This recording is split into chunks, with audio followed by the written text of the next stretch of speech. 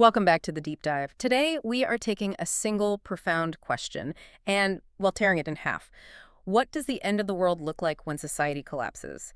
And how does technology, either its overwhelming presence or its total absence, determine who lives and who dies?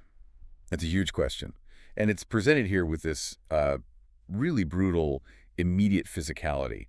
Our source material gives us two, wildly different visions of the apocalypse, mutually exclusive, really. Right. On one hand, you've got the chaotic, high-tech civil war of the terminal state. Survival there, it's measured by the speed of your neuroaugmentations, basically. And then, on the other extreme, we have the utter stripped-down scarcity of the unit. A world where electricity just failed completely.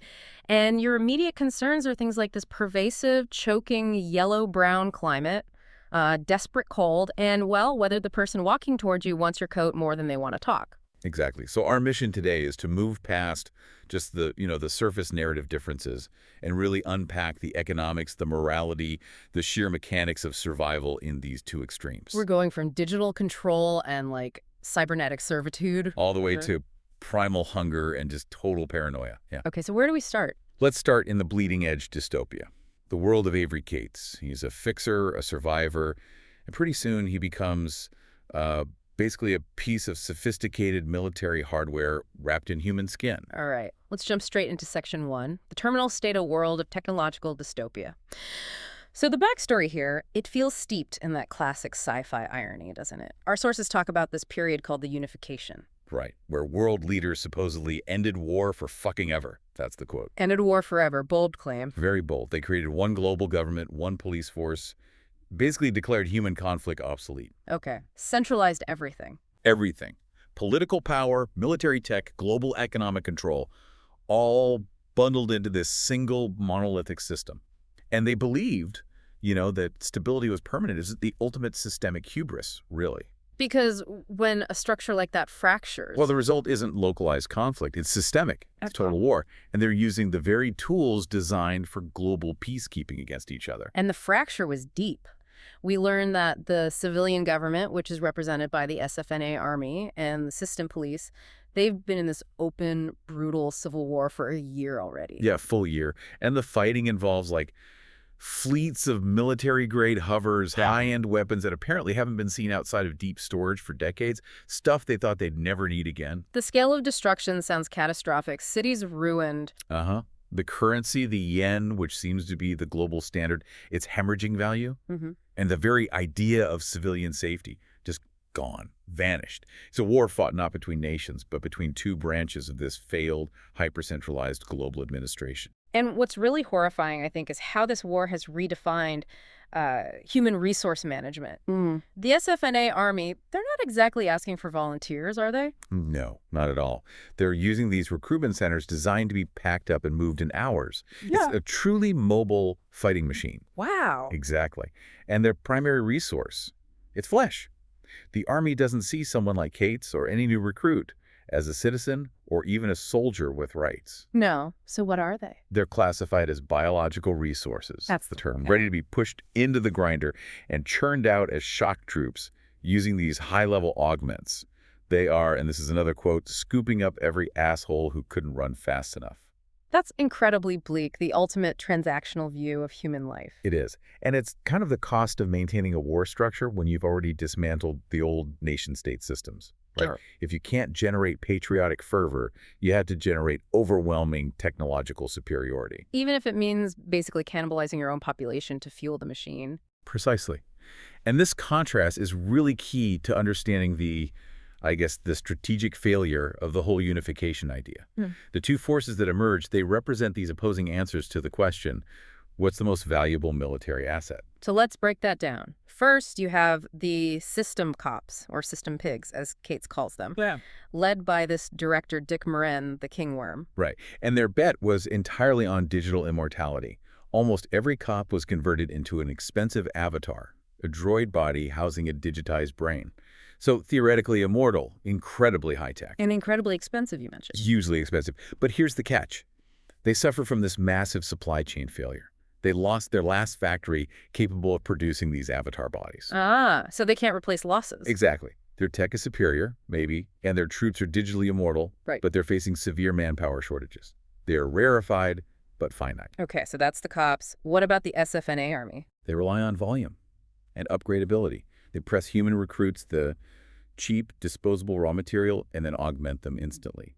Stronger, faster, sharper senses, night vision capabilities. They're prioritizing the mass application of maybe mid to high level tech onto a vast replaceable human base. That's exactly. So Yeah. you have this conflict, quality versus quantity, digital permanence versus augmented disposability.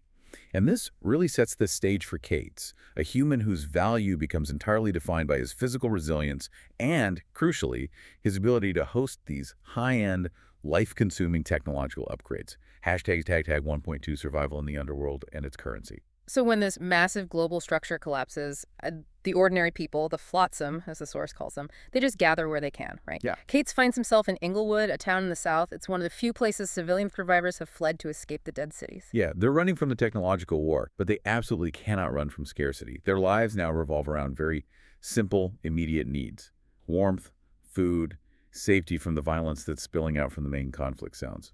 And the sort of anchor of this fragile, temporary civilization seems to be Bixen's bar. We should probably spend a moment on the description of this place because it feels like it perfectly illustrates the collapse of, industrial quality. Oh, absolutely. It's defined by just randomly arranged tables, a single central stove for heat, and Bixen himself, the owner, who apparently had never washed once. Charming. Quite. And his most prized possession. It's a symbol of dangerous, volatile, salvaged tech. Uh-huh. An original SSF issue 1009 shredder. Like a weapon, held together with tightly wound silvery wire.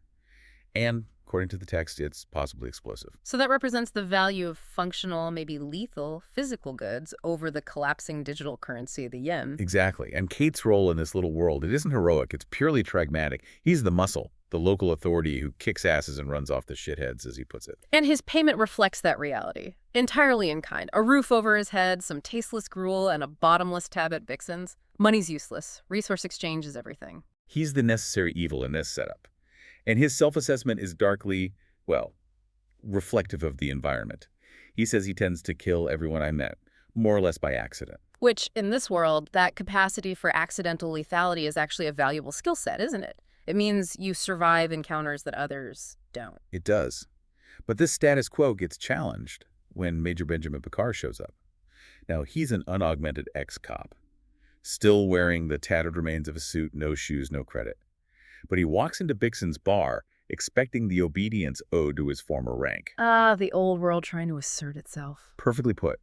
This scene just captures the devaluation of old authority so well. Picard still carries that cop arrogance, demanding control and respect based on a societal structure that is literally burned down around him. He's totally disconnected from the new reality. He has no functional currency, right? No food, no gun, no shoes. His rank badge is just useless metal at this point. But he still exudes this sense of entitlement. The only thing that grants him any pause, any sort of grudging respect from Cates, is this small, almost absurd act of fortitude. With that, Picard manages to drink Bixen's incredibly foul, probably poisonous rot-gut booze without wincing or coughing or bursting into flames. It's this tiny primal victory. It signifies like a minimum level of toughness required to even exist in this collapsed reality. Rank is gone. Gut capacity is maybe the new measure of a man. Wow, that moment really establishes the new power dynamic then.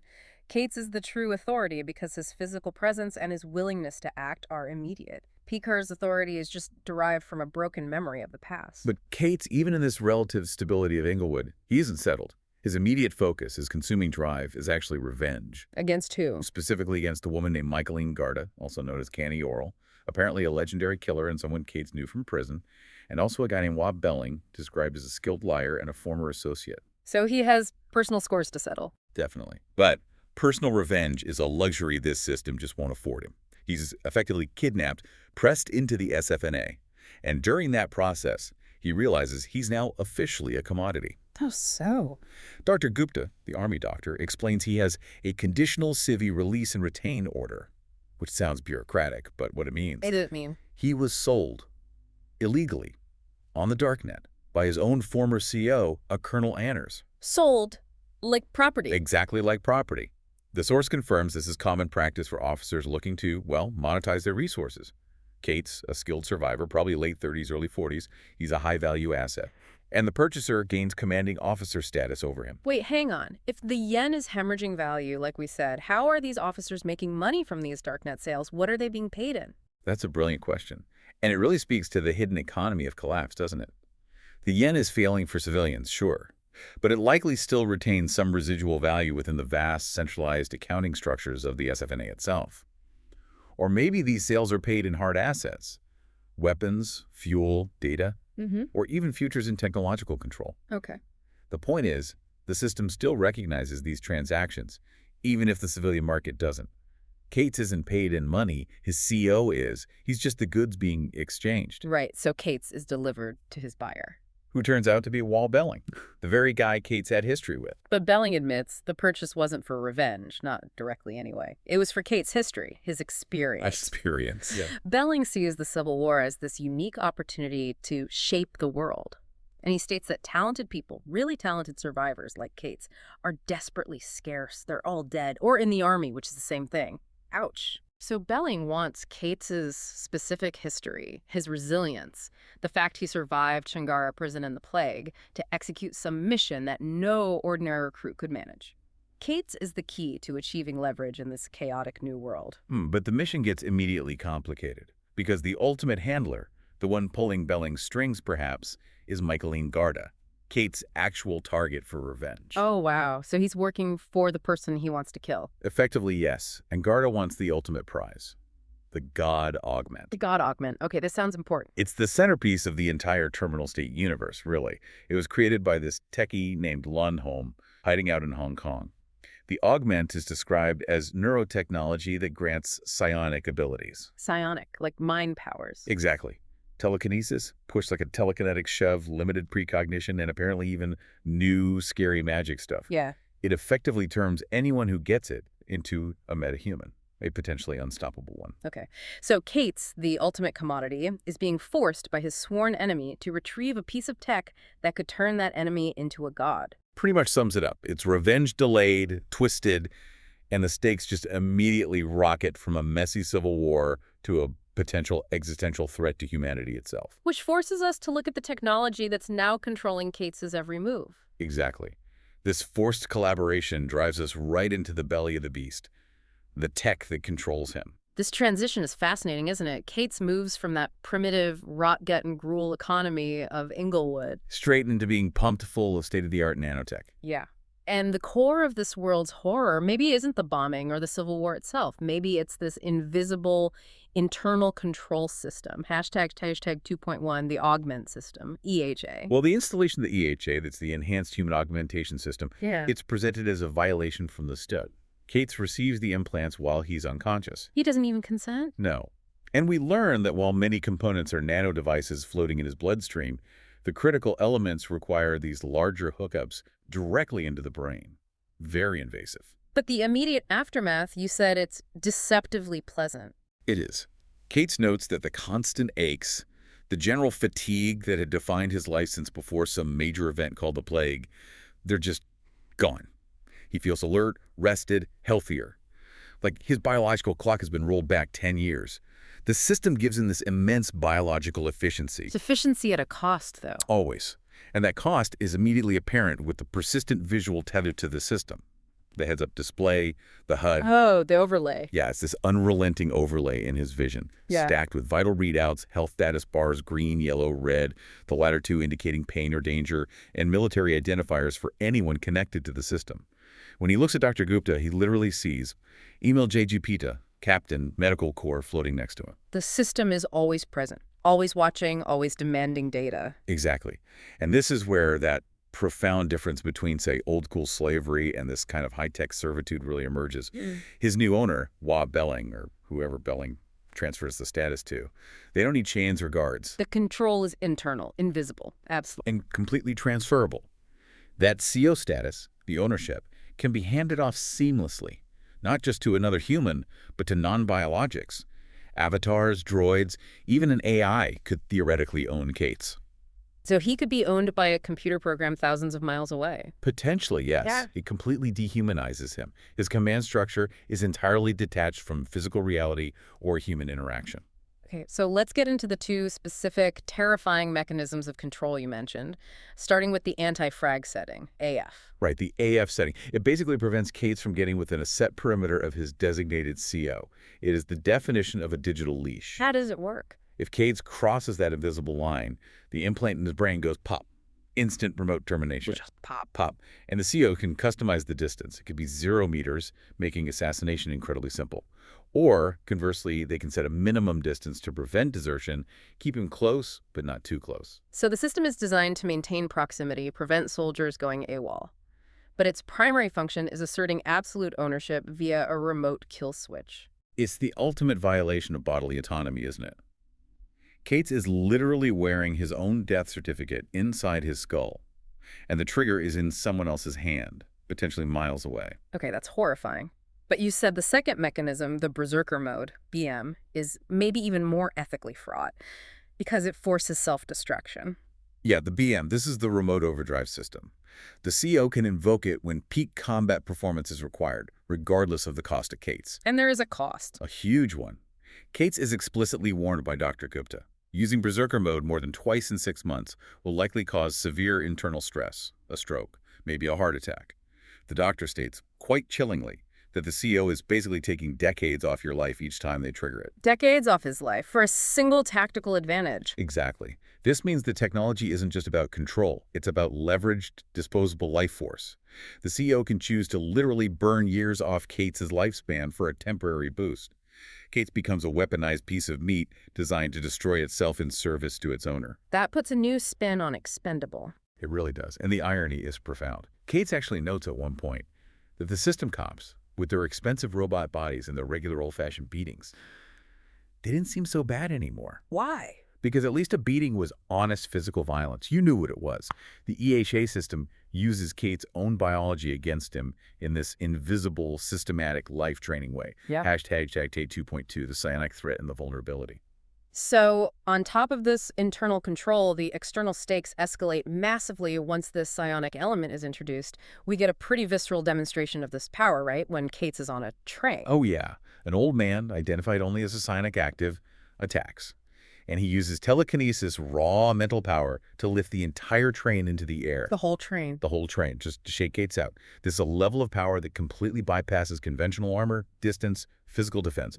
It makes every piece of engineered infrastructure a potential weapon against you, or just a liability. And that's why the God Augment is considered, quote, the fucking end of the world. Director Hentz, who's an Avatar officer, tells Cates that the big boss, Marin, wants the Augment's creator, Lonholm, dead. Ideally with a headshot. Because the God Augment creates a meta-psionic.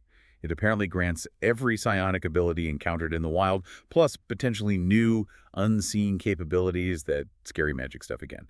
Hence puts it bluntly. Imagine everyone having these abilities, Cates.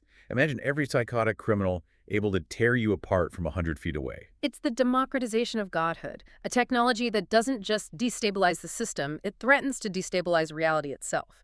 If Cates and the other augmented soldiers are terrifying with controlled basic augments, a world full of free-range psionics is just unimaginable, unsustainable. And Michael Ingarda's objective is crystal clear. Possess that power. He doesn't want global stability. He wants personal, singular dominance. And Cates is the human-shaped tool meant to retrieve it for him. But Cates, the commodity, he's given a small window of autonomy, isn't he?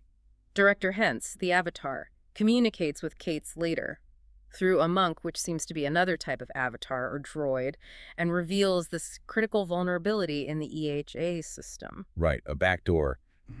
Apparently there's a flaw that allows the system's security flags to be reset to 0. What this means for Cates is he gets direct, manual control over his own EHA overdrive system, the Berserker mode.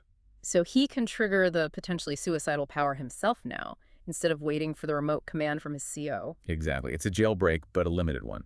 His anti-frag setting, the kill switch leash, that remains active.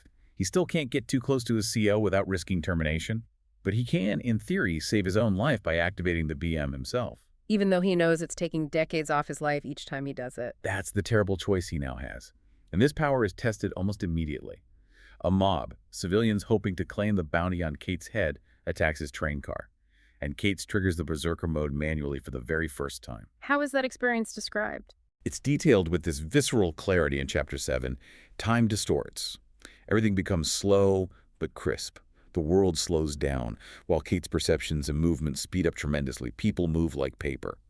He gains this supernatural strength, smashing bones effortlessly. And his HUD. His HUD, that constant visual tether, slams into dark, angry red, signifying maximum system stress, extreme internal danger. He kills 16 people, indiscriminately, civilians and attackers alike. It's portrayed as an act of necessary technological monstrosity. And the aftermath. The crash back to reality is severe, devastating exhaustion, shivering, looking gray and shivery. The internal cost is immediate and obvious, and right after this, Mara, who's his current handler at this point, reveals the final piece of Kate's contract. What's that? Michaeline had bought him specifically to be the bomb, confirming the expectation that Kate would likely self-destruct, burn himself out using BM during the mission. The autonomy Kate's gained. It's merely the freedom to choose when he sacrifices himself. Hashtag 2.3 Hong Kong. Betrayal, and the final duel. So the culmination of this journey, the hunt for the god Augment, lands Cates in Hong Kong. And the city itself is in this state of suspended conflict. It's attempting to declare independence from both the SFNA and the system police. Huh. An interesting parallel to the rest of the world, a sovereign city-state trying to emerge from the ashes of the failed unification. Kind of. But the source paints a grim picture. The city's abandoned by most civilians. It's left with just a few thousand well-armed, starving assholes, described bluntly as the silt of the fucking earth. Not exactly a utopia rising. Not at all. And the regular army, the SFNA, they can't just bomb the city into submission because of these highly sophisticated, pre-existing air defense matrices. A legacy of the old world, maybe? So this technological stalemate forces them back to basics. Pretty much. They have to resort to an old-fashioned infantry assault through the tunnel. You see this merging of advanced technology, the augmented soldiers with brutal, archaic tactics. And inside the city, the betrayal Cates probably suspected finally happens. It does. Cates realizes that Mara, the woman who'd been acting as his tech assistant, carrying the anti-frag remote, giving him orders, she is actually Michaeline Garda. His ultimate enemy. His ultimate enemy. Garda is inhabiting a slim, beautiful, female avatar body. A perfect disguise. Wow, the deception runs deep. Incredibly deep. Michaeline, speaking through Mara's body, confesses everything. Wa Belling's avatar, also part of the setup. Kate's new best friend, backstory, everything. It was all a total fabrication. Case was essentially led by the noses of his two most despised enemies, hiding inside synthetic beautiful bodies right to the prize. So where is the prize? Where's Lundholm, the creator? They find him in his chair on the 25th floor of the Shannara Hotel. Dead. His skull was cracked open and the topmost part of the dome sawed off to retrieve the augment implant. And the implication is this was done while he was still alive. Okay, but wait. This is the critical twist, isn't it?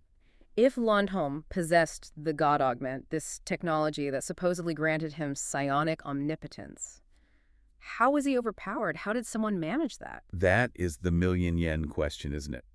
It strongly suggests that raw human cunning, maybe surprise, or just superior physical skill, even unaugmented skill, can potentially defeat even technological transcendence if it's applied quickly or cleverly enough. Maybe the ultimate power was still vulnerable to basic mortal betrayal. Or maybe Garda had some counterattack. The source leaves it ambiguous, which is chilling in itself. So the final confrontation, Cates versus Michaeline in Mara's avatar body. Exactly.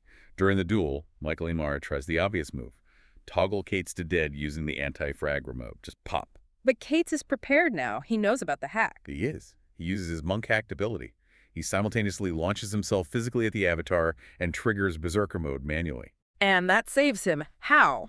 The critical saving grace seems to be the violent, rapid internal activation of the BM system. It creates such massive, immediate internal system stress, or the HUD going dark red, that it essentially disrupts or overrides the termination signal coming from the remote. The kill switch might be designed to work on a stable, quiescent target, not one whose internal systems are redlining in self-destruct mode. He literally outfights the death switch by inducing self-destruct. It seems that way. It's an incredible gamble. He defeats the avatar Michaeline, trapped inside Mara's smiling shell, and manages to roll it out of the high-rise window. What about Belling? He leaves Wa Belling alive, but trapped nearby, essentially condemning him to the inevitable bombardment from the SFNA army, which is already leveling the building around them. Cates escapes, broken, exhausted, but functionally free the immediate remote control. Though, of course, the internal bomb, the augment system itself, remains. Okay. We have spent a good amount of time unpacking the layered horror of this high-tech control society. It's intense.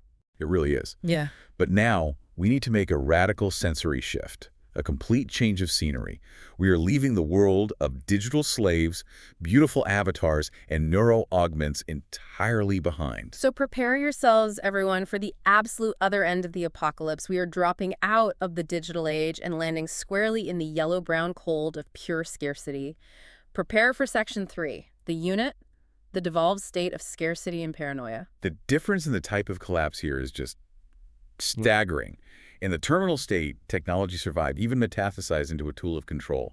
But in the unit, the collapse was total and immediate. It started just 2 weeks prior to the story's present. How did it happen there? Bombs. Not necessarily nuclear, maybe EMPs or something similar. The source says they shorted out every single electrical circuit across North America. Yeah. Everything just stopped. So not a slow civil war like in Kate's world. This was an instantaneous systemic failure. Exactly. Suddenly, no cars, no power grid, no mass communication. Nothing electronic works. The world instantly reverts to manual input. We hear that news. What Luller was traveled only via manual typewriters, relaying sparse radio updates from somewhere presumably shielded. Manual typewriters, wow. And the immediate brutal consequence is environmental exposure. The sky is described as a perpetual mixing bowl of death. These yellow-brown clouds that block the sun. It is extremely cold. The fundamental threats aren't distant or digital or psionic. They are elemental. Cold, hunger, disease. The government tried to explain it, didn't they? Yeah, they offered these immediate explanations, Al-Qaeda, North Korean uranium, Pakistani design, but the source stresses it was too quick, too neat. The public didn't buy it. They went all to pieces almost immediately when the infrastructure failed. People understood intuitively, perhaps, that the rules had changed.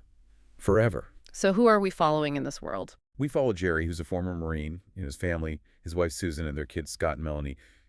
They're walking, just walking the highway through the Sierra Nevada mountains. Their entire existence is now manual. They're relying on stored MREs, meals ready to eat, and 3 guns to cover the road. The reliance on MREs alone tells you a lot, doesn't it? It implies large-scale agriculture is already impossible or completely inaccessible. Absolutely. And the absence of modern medicine means that tiny biological threats, ticks carrying disease, a minor infection from a cut, are now potentially fatal. The human body is just exposed, vulnerable, constantly fighting not some powerful technological enemy, but a simple, relentless physical decay and environmental hostility. Hashtag 3.2, the brutality of survival tactics. So if Kate's world required the erasure of his humanity, maybe, to survive through technology, Jerry's world demands the immediate erosion of morality, because the greatest enemy here isn't some digital kingworm, it's other human beings, driven by the exact same fundamental needs: warmth, food, water. And this necessity leads to some profound calculations. Jerry admits to this ultimate pragmatic act of survival.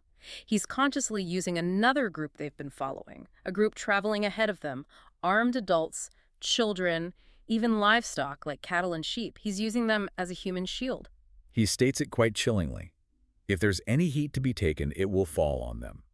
This isn't some abstract military calculation from afar. This is a father assessing the survival odds of strangers versus his own family. He's been watching them for a day, treating them purely as a necessary buffer. Trust has completely evaporated from this world. And this grim calculation proves correct, doesn't it? The lead group is ambushed. They are. The attackers are well armed, using modern M16s or M4s, firing precise 3-round bursts.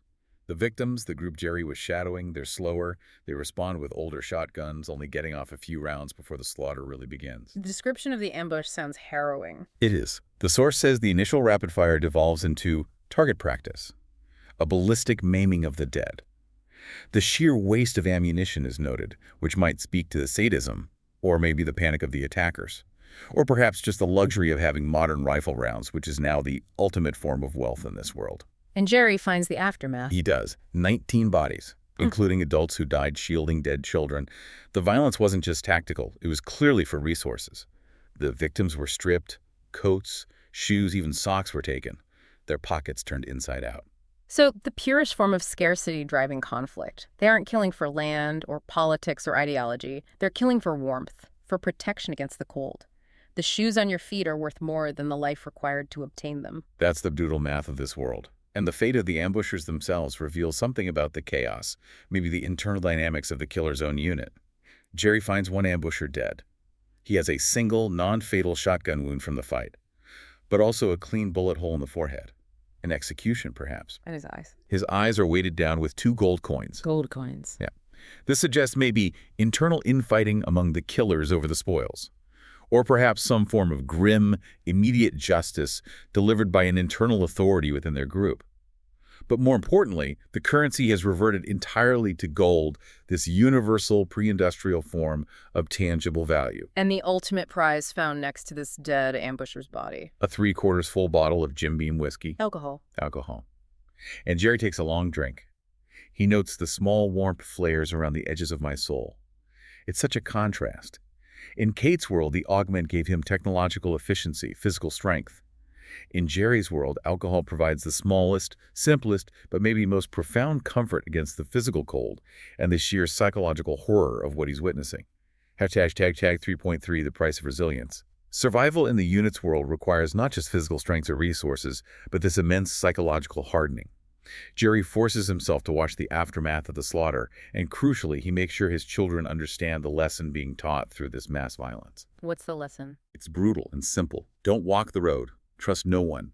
Be ready, always, to dive into cover. This is survival training via witnessing direct trauma. Jerry's intentionally sacrificing his children's innocence, or what's left of it, to try and guarantee their physical survival. How do the kids react? His daughter, Melanie, who's described as the family peacenik, she's wrestling with the horror, cursing the earth in this silent rage. And Jerry himself is torn. He's caught between his role as the protector and the grim necessity of scavenging the dead bodies alongside his family. His hands become thick with coagulating blood, and he has to push through the revulsion, not wanting to vomit up the precious whiskey he just drank. The moral lines are constantly shifting, blurring. He's simultaneously a loving father and a scavenger of the recently slain, driven by the absolute necessity that if he doesn't take the shoes or the coat or whatever else might be useful, someone else surely will. Exactly. And this crushing necessity, this need for absolute control and conservation, it permeates even the most intimate aspects of the family unit. This is highlighted so powerfully by the interaction concerning that bottle of Jim Beam. Susan, Jerry's wife, who we learn, had 2 years of hard-won sobriety after a rehab stint. She takes the bottle. What does she do? She measures the fill level with what the source calls an addiction-calibrated eye before passing it to Melanie to carry. This detail is just wow. It highlights the extreme lengths required for resource conservation and also for psychological control within the family. So Susan, whose entire personal struggle was about rejecting alcohol, is now using her past addiction as a precise metric for monitoring a vital resource. Precisely. And her warning to Melanie is absolute. We might need this. I'll know if any is missing, and I'll know if it's water too. No margin for error, no weakness allowed. Yeah. None.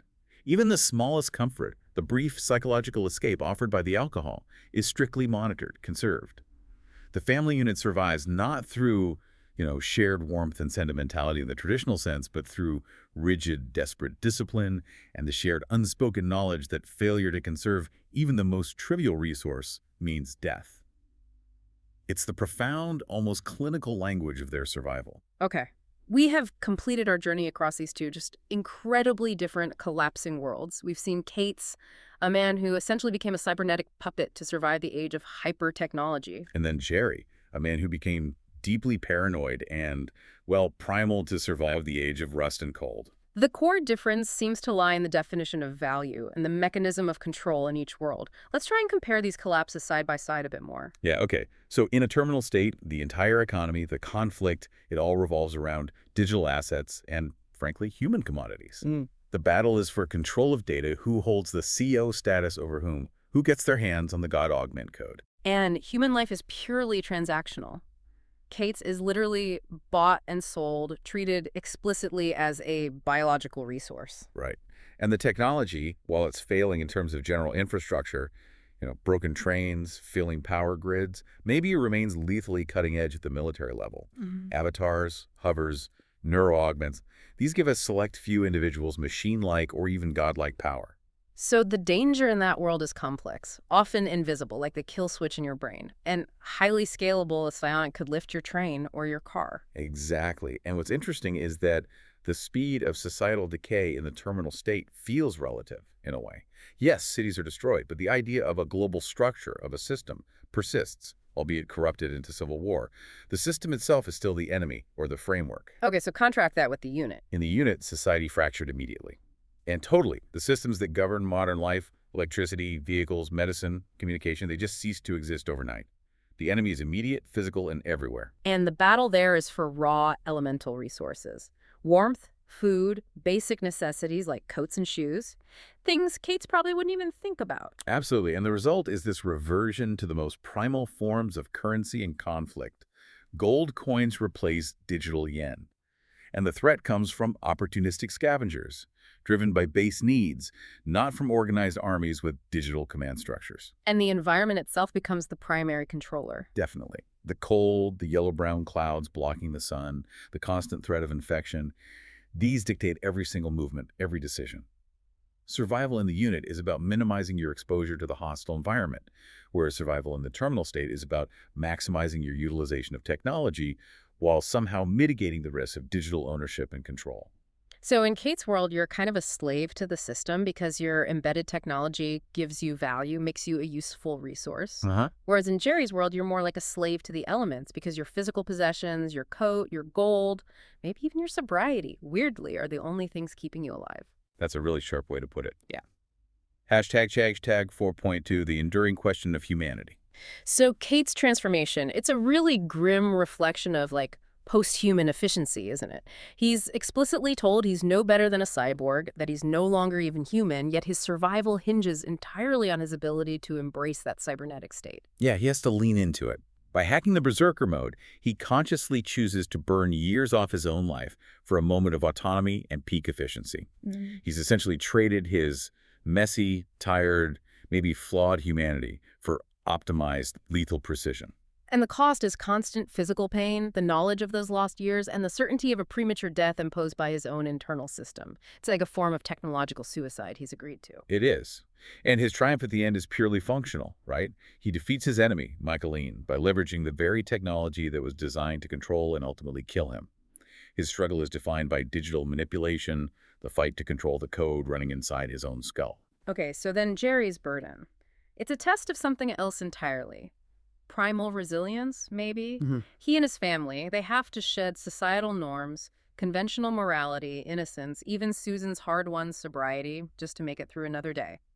Their struggle is defined by dirt, cold, hunger, and blood. And Jerry's family unit survives by becoming intensely, almost defensively insular. They have to trust each other, absolutely, because they can trust absolutely no one else in the external world.